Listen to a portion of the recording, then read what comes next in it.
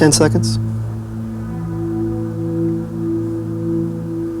5, 4, 3, 2, 1. Hack. It's 2:09 past the hour. Today's mission as fragged is area defense. Our objectives of today are very specific. Number one, we're going to go out there and attempt to detect all the factor bandits that are out there, and then put a radar on them to identify them early on.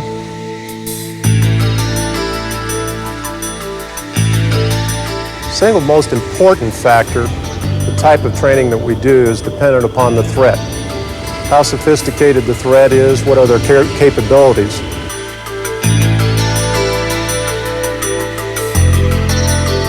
It takes a lot of training to be a winner in ACM because it's a very dynamic situation.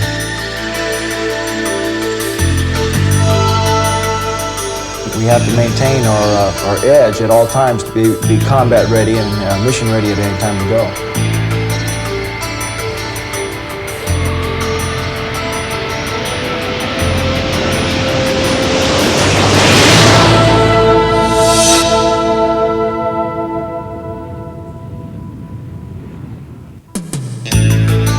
Fighter pilots and their aircraft have one purpose: to gain control of the space above and the territory below, land or sea.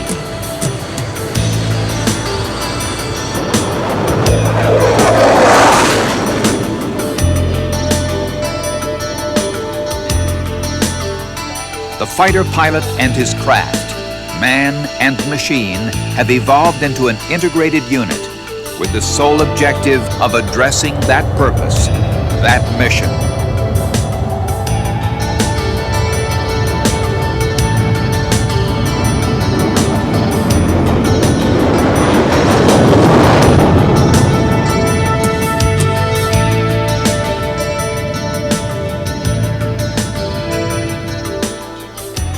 To be successful in this assigned mission, the need to orchestrate the pilot with his aircraft is singular and primary.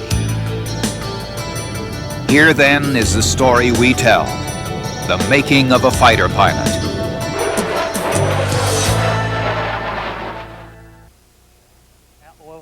All military training is based on a calculated response to a predictable enemy.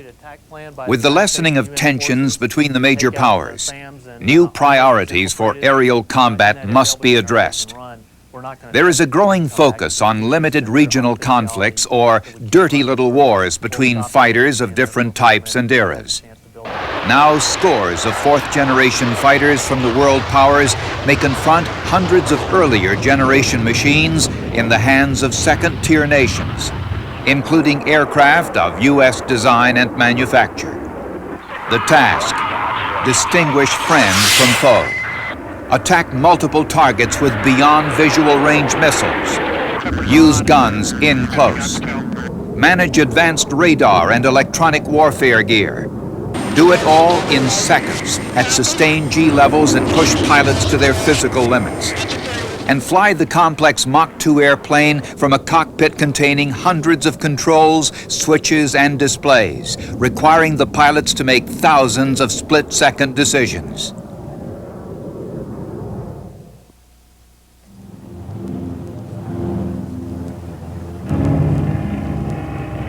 The way the fighter pilot and his aircraft evolved between World War I and the Vietnam conflict seems, in hindsight, easy to describe in the context of war.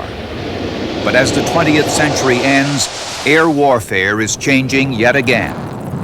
Now, in the split-second world of Mach 2 closing speeds and higher, pilots can't wait for the merge to attack. They have radars and weapons that make a kill more certain, and in any quadrant, including head-on. Their workloads are so intense that without the technology of a modern cockpit, they could not fly or fight. The technology of the aircraft designed for aerial combat will evolve further in the next century.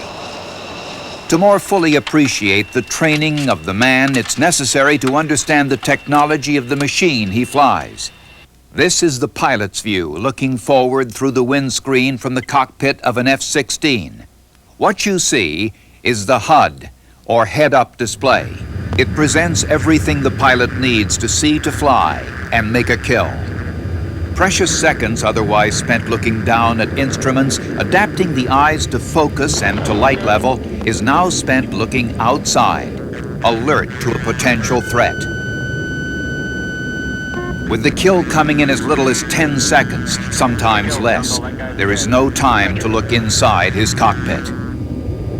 Another key piece of the modern fighter cockpit is HOTAS, an acronym meaning hands on throttle and stick. This lets the pilot manage every aircraft or weapon task without removing his hands from either throttle or stick. Micro switches let him take any action he needs. The HUD, combined with HOTAS, lets the fighter pilot control his destiny and win the fight. All weather, day or night. That's a part of the fighter pilot's challenge. New displays, such as lantern, or low-altitude navigation and targeting infrared. Displayed on the HUD, lantern gives pilots a day-bright window to look through. For terrain avoidance, coupled with TFR, or terrain-following radar, and for target acquisition. For enemy forces, there's nowhere to hide. FLIR, forward-looking infrared, is yet another tool that lets a pilot acquire and kill a target that's radiating heat, like this T-38. The data required come up on the lantern display we saw a moment ago on the airplane's HUD. HUD displays, based on computer technology, have become integral to the air battle. No modern fighter can win without the best and most complete information displayed so that the pilot has continuous real-time situational awareness. Remember those words, situational awareness. They are the key to a pilot's life or death. What's happening? Where are the threats? What are the weapons envelopes? Can I kill? Am I vulnerable? Where is the danger coming from? The pilot must know what's going on, outside and inside, and the HUD tells him. With flight data, with radar data, with lock-on confirmation when he has a target in his sights, in every essential element of flying and fighting. The answers are there on the HUD. Killed, Jungle, that guy's dead. Roger. And electronic protection, such as radar warning receivers and jammers, and flares to foil heat-seeking ground-to-air or air-to-air missiles, are built into the fourth-generation fighters of all nations. We've seen the machines that are designed to answer the threat of combat in the air. Now look at the men and the training, study, and experience required of these men to become fighter pilots and fly these machines. Captain Rick Ludwig, a Vietnam combat pilot in the F-4 Phantom and later Top Gun skipper. Well, the Navy's philosophy on training for air combat maneuvering is a building block approach where you start with the very basic skills and learn them and practice them repeatedly and then start building on those bases. Very much like going through college to a master's degree to a postgraduate degree. An individual in a squadron will start off with the basic skills of 1 versus 1 maneuvering.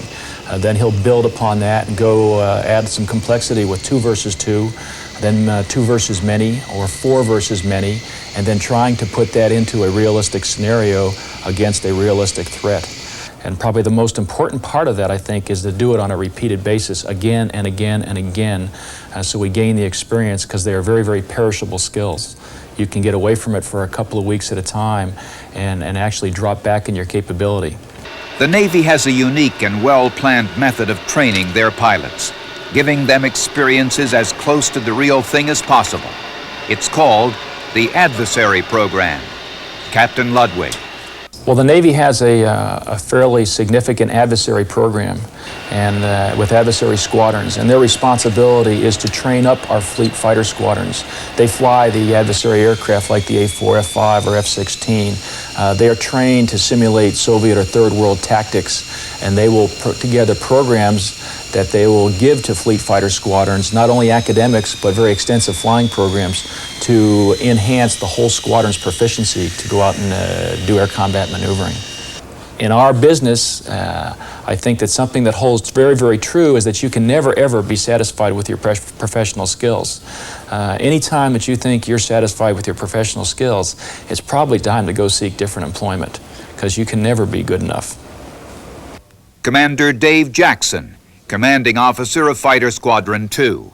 At this point in time, our ACM training consists of a gearing up for deployment that's going to occur here within the next 4 to 6 months. And in all this training, we have to maintain our edge at all times to be combat ready and mission ready at any time to go. So right now what we're doing is we're maintaining the edge that we've already trained up in over the last 4 months, and trying to put it all together and be the whole fighter pilot for the entire time through this training period, so that when we deploy, we're the best we're going to be. Commander Steve Gaylor, Executive Officer of Fighter Squadron 1. When we're deployed during the daytime sorties, we save a certain amount of gas during those sorties to devote to maintaining those skills, and we'll maybe devote 1 to 2 minutes on each sortie just to maybe do one engagement and to keep those skills up. Lieutenant Bud Martin, fighter pilot with Squadron 2. After every training period, an aircrew feels like they have just relearned a lot of the basic skills, plus hopefully everybody's going to bring back something new. And it absolutely a lot more confident than they were initially. The problem with ACM is a perishable skill, and the first part of it generally is relearning some of the old mistakes, and then and after that, if you can learn something new, you come back and feel like you've really accomplished something. Professionalism in the science and art of air combat maneuvering, to train the man to a peak level of skill and confidence in the use of a flying machine that perhaps has reached the highest order of technological complexity, and prepare him for that mission upon the outcome of which he is ready to stake his life. Here now, the Navy fighter pilot's training mission. Every mission has a little bit different allowable risk. Do I have to stay and kill? Do I defeat this guy and stay and kill, or do I just need to negate him and then get away? Is the mission accomplished now? Do I have to stick around?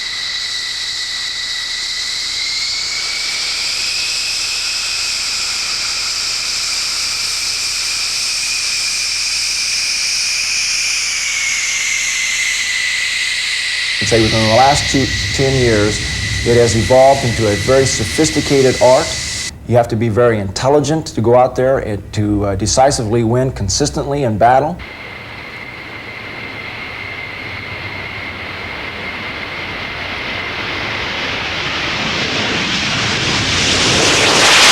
This mission is a 2v2, 2 F-14s against an A4 and an F-16. A two-man crew, the pilot and radar intercept officer, or RIO. The F-14 has the eyesight advantage in the fight. Maybe they're turning. 11330, 2 contacts. Clean. All right, there we go. Loner 11028, Angels 24, 2. 2, same. Set left. Turning left. 2 sorted. 1 sorted. Okay, there it's split. Okay. And we got the left guy. You're down at 21 miles. Understand, both sorted. 113. No ASC circle. 8 firm sorted. Fox 1 from 2. Fox 1 1. Fox 1 2. Fox. Correct left. 18 miles. So there's 30. 35. 40. Steady up. 12 miles. 12 miles. Angels 21. Back. Blue spike. Roger, I think we got the 8-4. We got the 8-4. Talk I to me. think so. Formation. We were straddling the left guy. 8 miles. Threat sector, 2 o'clock. Threat sector what? 2 o'clock. Okay, what altitude is he at? 16. Okay, the diamond's in the dirt. Blue spike. Unstacked right. 5 miles. 2 o'clock high. 2 o'clock low, 20 low now. ACS 4. That's 14,000. 2 miles. Anybody? Fights on. Fights on. Lars blind.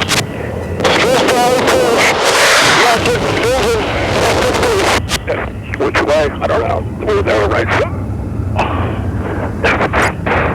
Lars blind, no joy. I got nobody. There's a gauge, that's 16.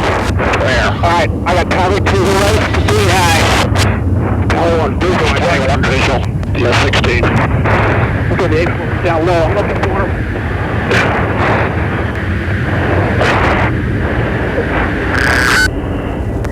Altitude, yeah, 16.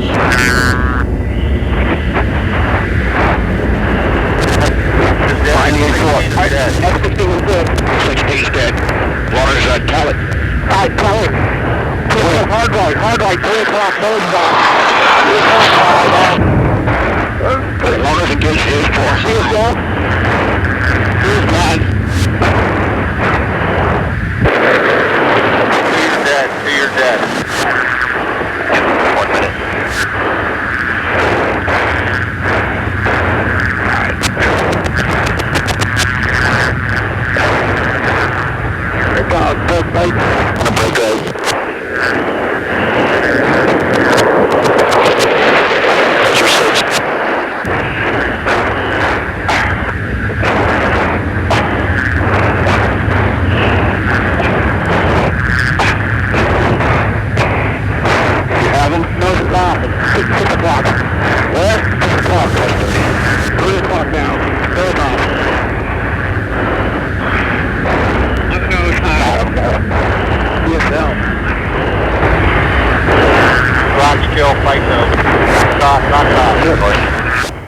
Well, the mission of a fighter pilot is probably the most difficult thing you can do in the world.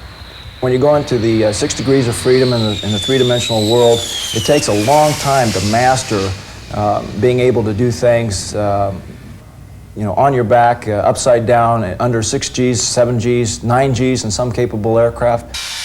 Back on base, the pilots debrief, using their HUD tapes and their memories to recall the day's mission. Approaching the merge, got the F-16 on the nose. We get a tally about 8 miles, and hear your drop lock call. So we're trying to talk your nose on to, or talk your eyes on to our bandit out there. But if memories aren't enough, pilots and instructors also have the option of reliving their mission exactly as it was flown.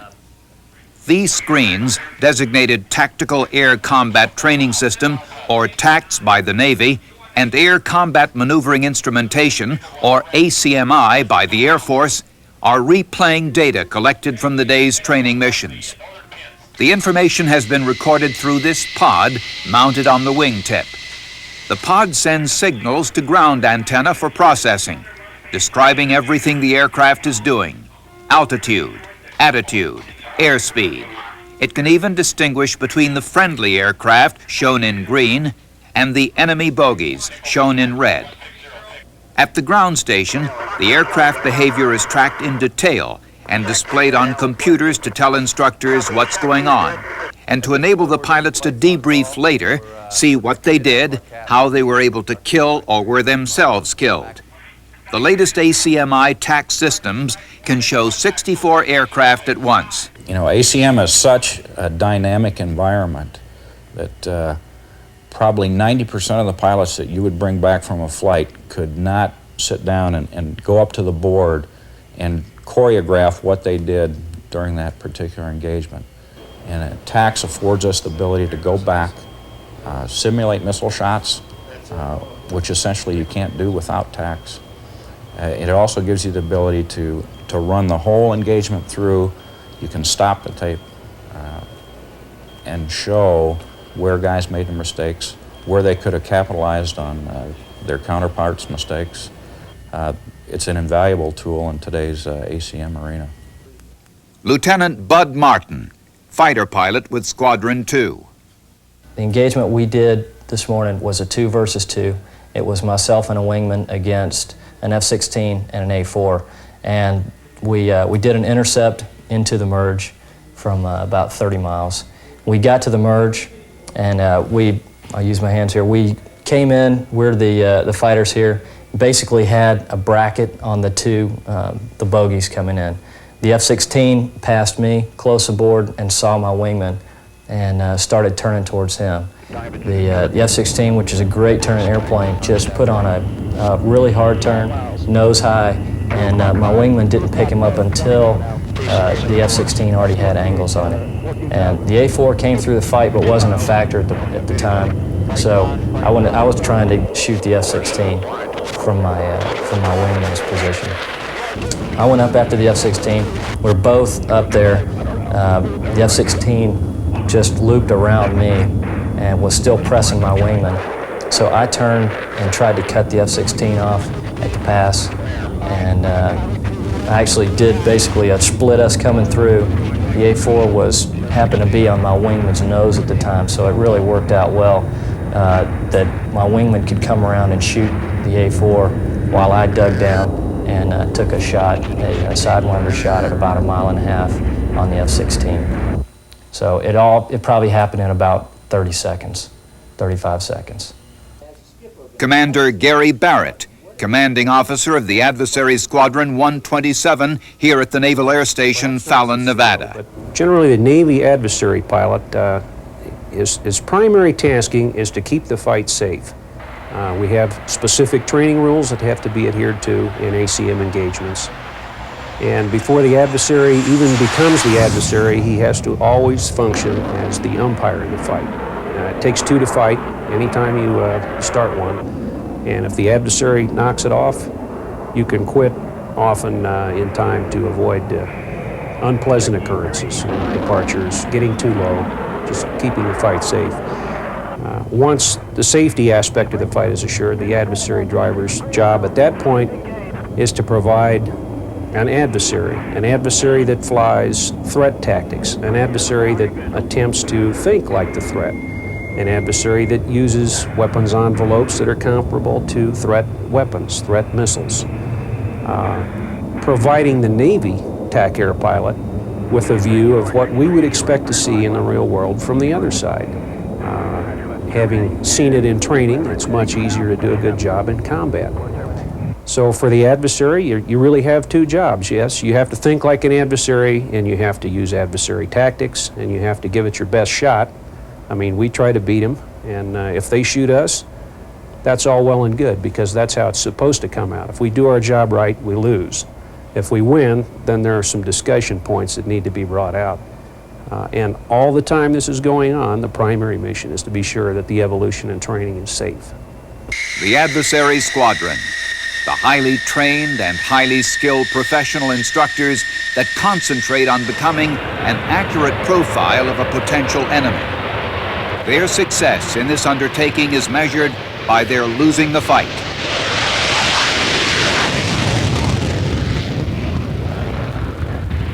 Here is a mission from the adversary's point of view. A 2v2, 2 F-14s against 2 F-16s. JB.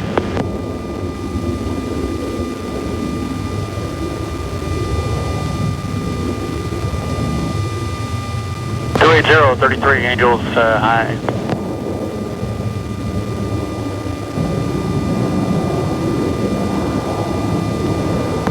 miles, 24,000. JB. Looks like they might be stacked. Starting to break out too now. JB. A little bit of line out left. Yep. There's 1.5 miles. Yep.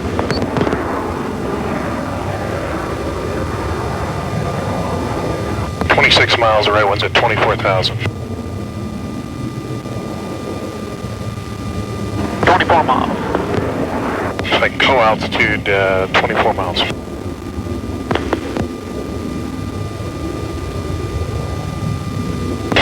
2 miles now. Definite line out left. Jungle's targeted. 19 miles, coming left for the shot.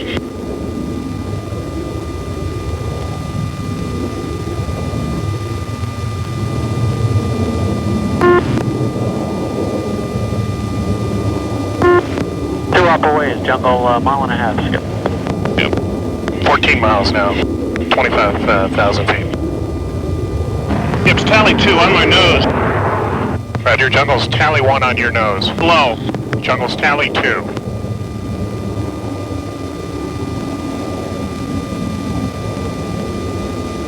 Looks like they're running on you. Roger, I'll mark the low guy. Okay, I got tally 2. Just tell me which one you're going for. Going for the far guy.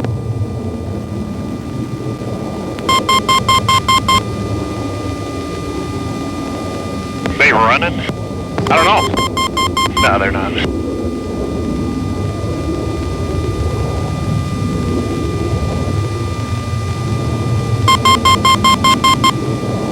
go to the left-hand guy in the trailer. Okay, you're taking the trailer.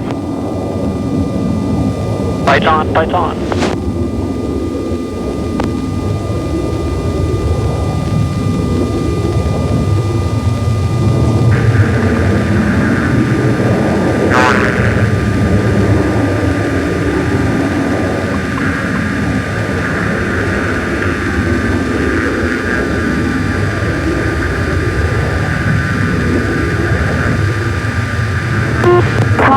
Miss jungle. Miss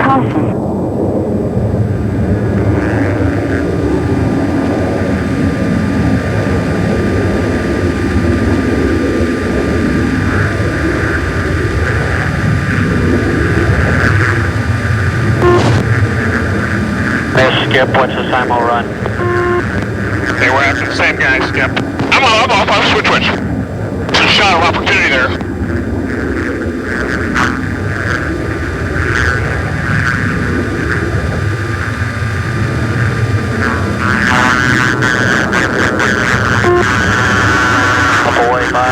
That's a kill 5, that's a kill jungle.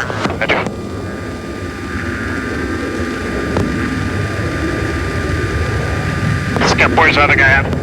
He's right next to me, 13-5. Okay, I'm blind on you. I'm right in front of him now, mark. Okay, I'm tally 2. Okay.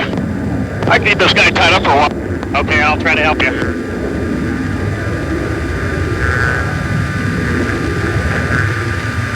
I got a hooking for below. Okay.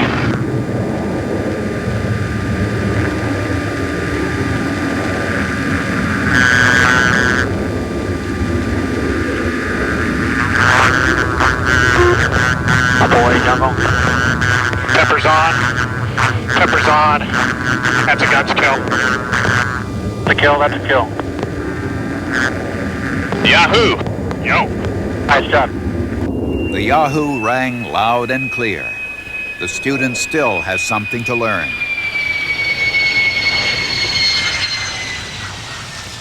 Commander Mike Zoka, commanding officer of Squadron 126, the Bandits. Number 1 is to take care of the student. We fight people with 100 hours in the jet, 1,000 hours in a jet, 2,000 hours in a jet. And we don't know what their flight time qualifications or experience level are when we fight them. So my number 1 responsibility and prime concern is to take care of that guy in that airplane. Don't let him do something screwed up with his airplane. And secondly, my job is to teach him to kill me. And if he does that, well, I die, but I feel good because he learned something. And if he makes a mistake, then it's my job to show him where he made his mistake and how to make it correct the next time he sees that situation. Lieutenant Commander Stan O'Connor, executive officer at Top Gun. Most important thing that we want our students to take away from an exercise are the lessons learned from that exercise. If they've done something extremely well, then we want to highlight that in the debrief. If they've had problem areas, then we want them to be able to recognize those problem areas and address them and correct them for the next flight. And that's the most important thing that they need to take away from it. It's not so much the win or lose, although we want them to win out there and have that winning attitude, but it's the ability to remember the fight, to be able to reconstruct the fight, analyze every aspect of the fight, every turn that they have gone through in that particular engagement, and be able to draw lessons learned from that, not only for themselves, but also to teach others in their squadron.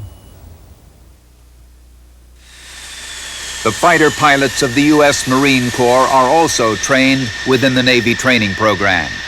Colonel Manfred Reach, commanding officer of Marine Aircraft Group 11 and Group 70. The Marine Corps mission overall, of course, is a Marine Air Ground Task Force that can be employed in a variety of scenarios by the National Command Authority. As far as the use of the F-A-18 in the Marine Corps is concerned, it's both a close air support airplane and a air defense airplane. We cannot afford single mission aircraft because we're a relatively small organization, and as a result the F-A-18 is used in both roles. And it depends upon the threat scenario how the airplane is employed, whether we employ it strictly as a close air support airplane, or if we employ it as a combination strike fighter where it can drop bombs, support the Marine on the ground, and also provide air defense for the MACTAF commander. Here, the FA-18 Hornet in a Marine Corps Air Combat Training mission. Lieutenant Colonel George Stewart, commanding officer of Rain Fighter Attack Squadron 314. As you get into a combat situation, as best history can tell us, and our present training tells us, you're going in with an overall game plan, something that you want to execute. You'd like to stay with that game plan, but enemies being enemies, you don't know what they're going to do. They don't publish their plan. Unknown rider, position 3217 north, 11741 west. This is CRP Air Defense Sector on guard. CRP season unknown rider. So you need to be able to fluidly react or modify your plan for the situation that you're actually presented with when you get there. Stack left trail. Stack left formation. Let's block in the leader. Second right. 15 miles. At your trailer at 15 now. There's a large difference between an airplane that's 2,000 feet behind me and is rapidly closing, or an airplane that's a mile behind me and seems to be stagnated out there. And my response to each of those is different. And it needs to be different because the threat is actually different. His weapon selection is going to be different. My most effective maneuver is going to be different. Again, it's the reason why it takes a lot of training to instinctively be able to look at that and respond correctly. Tally 1. Shackling over top. Roger. Tally to trail. Coming nose back on. Clock level. Kafir cleared to fire. Box 2 on the trail. Tally 2. Tally 2. Tally 2. Okay. Now, 12 is 2. Circle with the trailer, circle with the lead. Trailer is dead. Visual, let's go ahead and bug there, Cooker. Checking 120. Roger, I gotta engage here, Brown, Kafir. Come back left. Roger, visual, fly, visual no joy.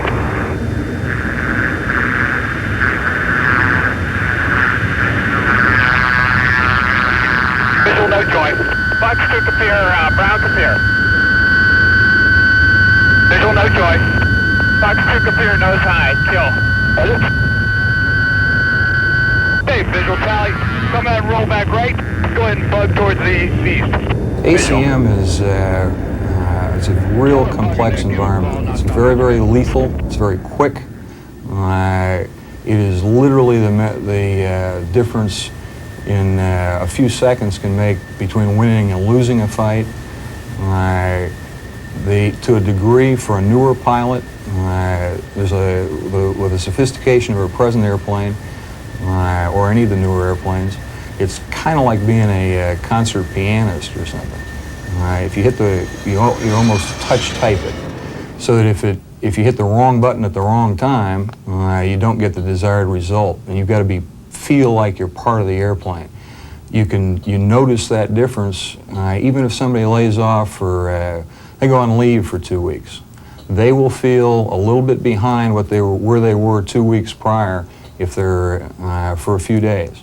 It'll come back very quickly, but the initial habit pattern has always got to be refreshed. The United States Air Force has a different job than the United States Navy. It has different aircraft and operates in different ways. But the basic challenge of training the Air Force fighter pilot to combat readiness to kill and to win remains the same. Colonel George Mullner and the Air Force's program for fighter pilot training.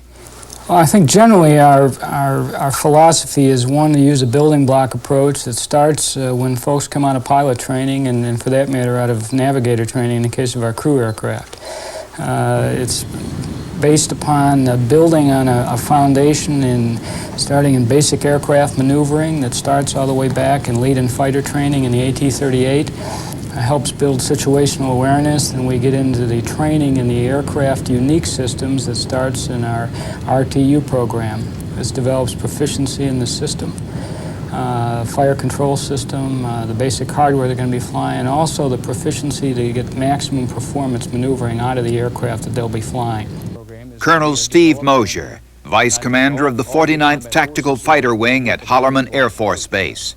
We take the pilot, the young pilot or a pilot coming back from recurrency, and we make sure he is capable of flying the airplane. He's got to be safe, he's got to be proficient in just maneuvering the airplane. He has to know his weapon systems, he has to be able to employ those. We have missions that are trained or designed to do nothing but that. The next thing we'll do is put him out 1v1 against a similar airplane with an instructor or a supervisor to make sure that he understands the situation he's in and is proficient. Then we'll go for a bigger program and we'll put 2 airplanes against one and finally working up to 4v4, 6v8, larger packages. We do that and we don't move from one step to the other until we're comfortable that he is capable of executing the lower level missions, and then we grow ourselves up to the more complex activities.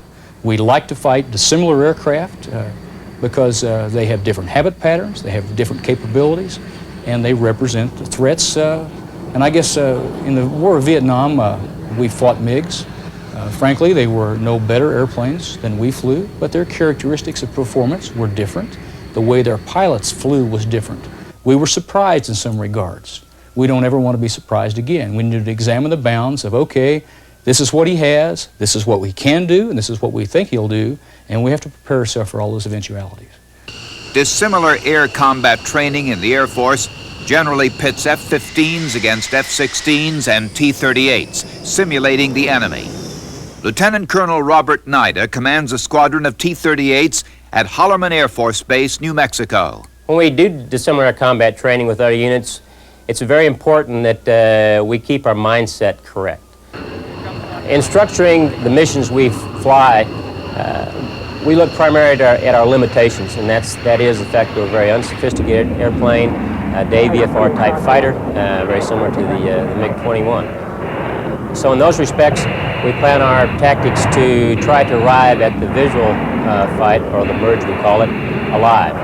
In doing so, we present a multi-aircraft presentation to stretch their radar picture, to try to confuse them, and once we do get within the 10-mile radius, is to hopefully have somebody there that is unseen. Once we get within the visual fight, it becomes pilot versus pilot to try to either take advantage of their lack of experience and try to gain some advantage over their obvious aircraft superiority to us. We join Captain Mike Holmes, who is briefing his pilots on an advanced training mission. It will be 4 versus 4. That is 4 F-15 Eagles flying against an aggressor force of 4 T-38s.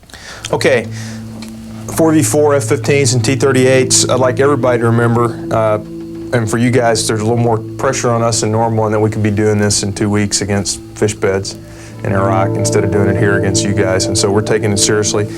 And We're keeping AIM-7s out of it because we want to force a turn and fight, and we want to force a visual fight where we have to find the smaller airplanes before they find us after we jump on one guy. So everybody remember that as we go. The overview, we'll check in everybody on 297.1.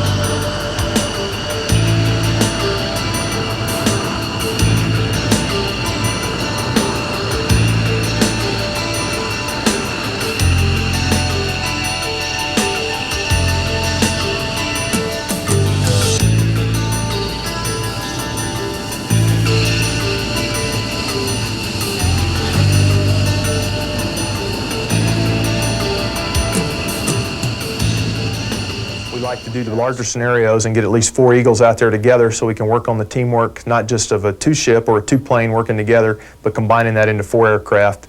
Now we have 4 guys working the radio, 4 guys working the radar, and trying to make that happen.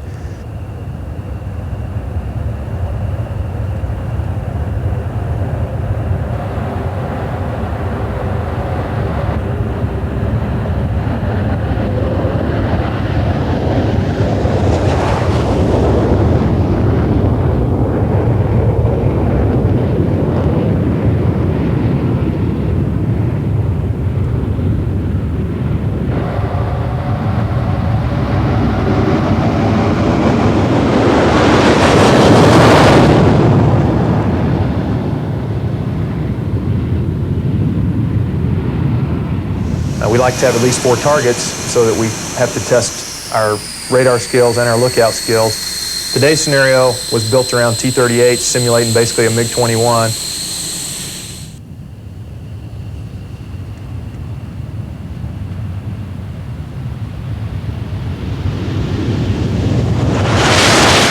We wanted to make them come up at high altitude where our airplane has a performance advantage, and then we wanted to force them into a turn and fight so we could practice flying against that smaller airplane, fighting one guy while you try to find the next guy who's jumping into the fight.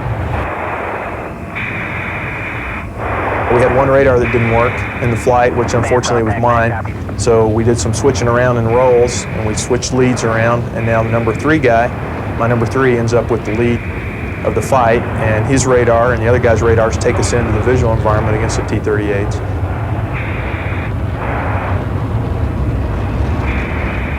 My first merge on today's fight, I was flying on the wing of my number 2 man who has a lead because he's got the good radar.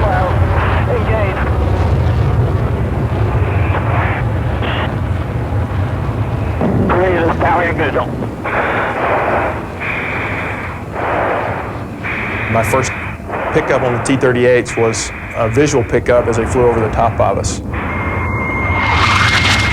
He flew over the top of my airplane and started a conversion down, and because we're at high altitude, my airplane has a maneuver and intake and his doesn't. I've got a thrust advantage, and so I was able to turn my speed initially into some turn rate, and pretty soon I'm driving an offensive advantage, although I traded some airspeed to do it. And we ended up going around about 2 360s at 20,000 feet while I'm working to get in position to use my gun. And because my radar didn't work, I want to get in close because my sight's not going to be as accurate, and I want to make sure I'm close so that the bullets are actually going to hit him if I shoot. So I drive back to a position behind him, I unload my airplane to get the energy I need to go up to him because he's trying to go higher than I can get, hold me off from getting there. So I get a few extra knots of airspeed and then I pull up with him. I'm able to point at him and now he has to come down. And I've got the thrust advantage, so once he starts coming down, I'm driving the fight and I'm able to saddle up behind him for a gunshot and finish that engagement. Any getting for him? Not yet.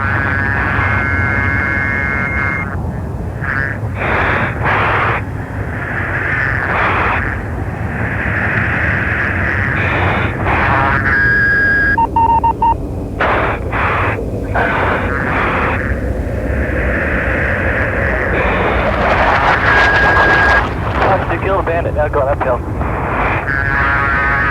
right, let's terminate. Let's terminate. We're terminate. That's a kill on the bandit. Copy, 3 let's terminate. Where's visual? Yeah, let's pick up right here. He's only heading here. Work. 53 has 87 squared balanced. I'm combat ready, and again, I'll break that down into a couple of reasons. I've been doing the same job every day for 7 years.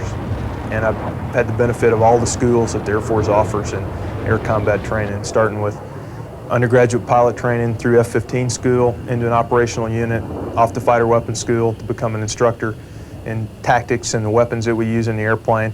But the most important part is I've had 7 years of doing this job every day, day after day after day. So in the split seconds that are available to make a decision, one, I've got good habit patterns built because I've been able to practice them every day, day after day after day. And two, when the split-second decision comes up, I've probably seen it before. I've been in enough fights and I've been in the air long enough that when something happens, it's probably not the first time I've seen it. And so I probably have already thought through what I'm going to do here, and that gives me a half a second or a second advantage on the other guy to start maneuvering my airplane and take advantage of what happens.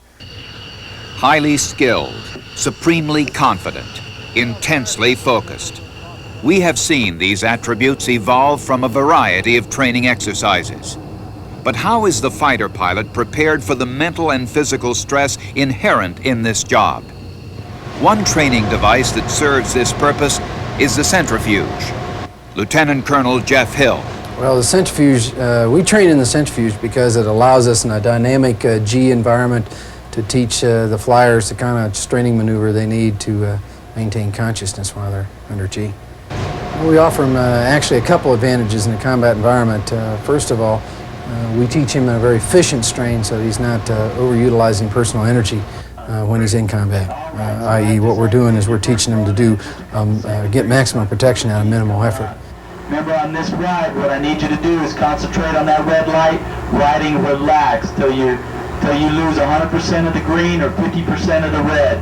Once that happens, that's your key to start your strain.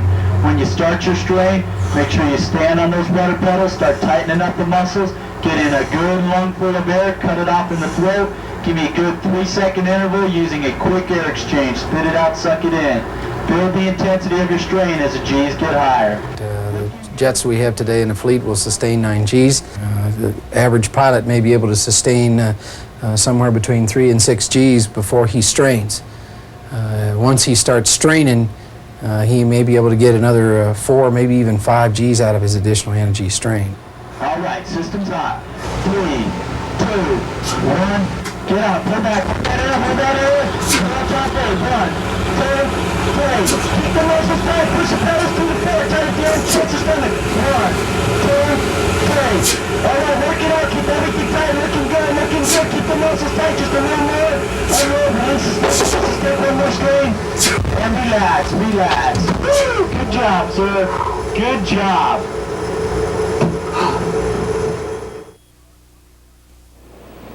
There are some experiences that the fighter pilot cannot get in the air, short of real combat.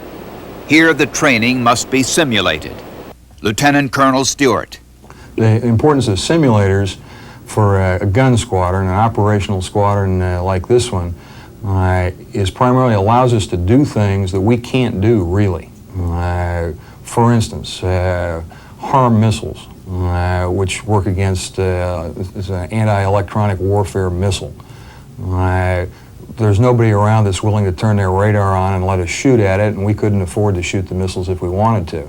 but we can simulate that very nicely. So in terms of the switchology, the symbology in the cockpit, the feel that the pilot would get, it provides that to us. Early in training, when somebody's first learning the airplane, simulators are used for all phases of flight. We still use them somewhat for that, but primarily for the more advanced phases that we just can't do. The future of ACM is being driven by the development of new technologies. They're upgrading existing fighters like the F-14 with its D model, the Super Tomcat. The F-15 STOL program is a precursor to the F-15XX, which will embody vectored thrust for extra maneuverability in ACM and shorter takeoff and landing roles. They're experimenting with new maneuvering techniques like the F-16 AFTI, Agile Fighter Technology innovations that let the aircraft jink, side slip, or deviate from predictable flight so that future fighters can escape or attack more effectively. Captain Ludwig. The F-14D is obviously a significant upgrade to the present F-14, the F-14A. It has new engines, new avionics, and a new radar, and a tremendous increased capability. It not only gives us a long-range fighter capability with a heavy payload, a large payload, but it'll also be able to have a strike capability that is ongoing and is evolving. And so we should have the same type of strike capability that we see in our present-day strike aircraft, such as the F-18 Hornet. So we think it's going to work very closely and complement very nicely the F-18 Hornet and the other aircraft in our carrier battle group. The continuing evolution of aerial combat has led to the establishment of new airframes for the next century, such as the ATF, or Advanced Tactical Fighter, intended for both the Air Force and the Navy. Two manufacturing consortiums are competing for the contract. Northrop and McDonnell Douglas are developing the ATF YF-23A. Lockheed, Boeing, and General Dynamics are developing the ATF YF-22A. Both are in the early stages of flight testing. Colonel Mullner. The F-15XX is a slight improvement over our existing fleet of F-15s and does not bring all these new technologies. It brings marginal improvements in many areas to the table, whereas the ATF brings some whole new technologies to the table. In particular, stealth is a significant capability we're just now learning how to exploit. It offers us the capability to negate our enemy's weapons engagement zones, to shrink them to the point that where we can engage him without him ever seeing us. And that's a significant capability, as you might add. Super Cruise is something else that we feel is going to be important because it reduces our vulnerability to threat. It allows us to get in and out, exploit the flexibility of air power, exploit the surprise in entering the engagement, and at the same time reduce our vulnerability time to the ground threats, which are also significant even to the air-to-air player. Well, the Air Force is obviously procuring the Advanced Tactical Fighter, or the ATF. The Navy is looking at their Navy version called the Navy Advanced Tactical Fighter. They're very, very similar. We have been told to keep the aircraft similar, and particularly in areas like engines and avionics. The one obvious difference is one of them lands and takes off on 2 miles of runway, and the other one crashes on about 300 feet of carrier deck. So obviously the structural aspects of that aircraft are going to be significantly different. We're probably going to have increased weight as a result of the beefed up landing gear that's going to be required for both the landing phase and the takeoff phase from the carrier. Winning in aerial combat in the 21st century will take the usual mix of man and machine, controlled by weapon systems technology on the one hand and pilot performance on the other. But the new keys are training and readiness. The modern fighter aircraft and its weapons are awesomely complex. The task of staying current takes professional effort of the highest order, not just in the cockpit, but in every human and technological link in the chain, on the aircraft carrier.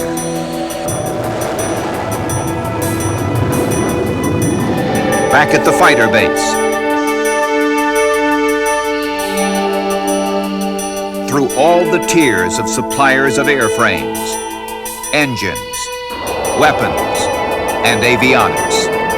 Every link must be tight and strong. But in the end, the success of the mission depends on the competence, the confidence, and the courage of the man in the cockpit.